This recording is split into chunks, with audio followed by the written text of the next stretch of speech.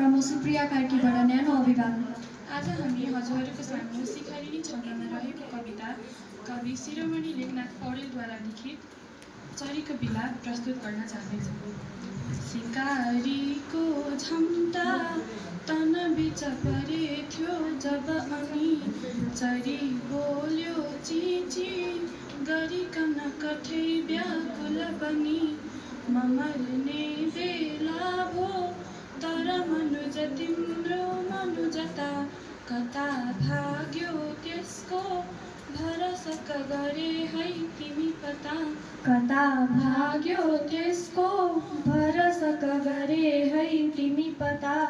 दुबै भाले पोथी हर बखत पालो गरी गरी लगिदिन्थ्यौ चारा बिकल बचराको मुख भरी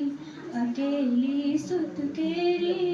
अपसी बहरे दिन बिचरी गुजारा गर्लिथ्यो कसरी टुहुरा पालन गरी गुजारा गर्लिथ्यो कसरी टुहुरा पालन गरी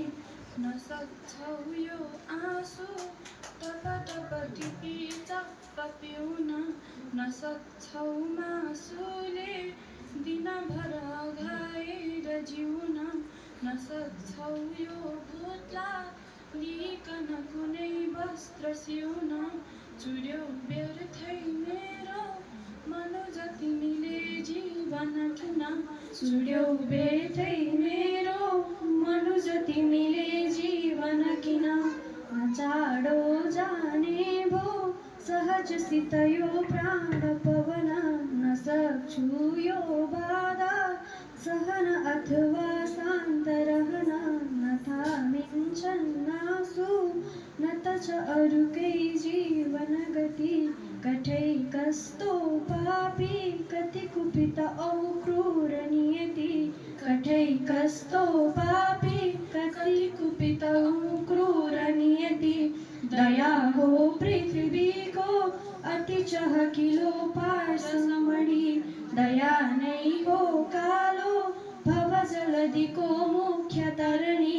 दया त्यस्तो त्यागी मनुज किन हिंसातिर झुक्यौ म मर्ने हुँ मर्छु तर तिमी नराम्रोसित चुक्यौ म मर्ने हुँ मर्छु तर तिमी नराम्रोसित चुक्यौ। धन्यवाद।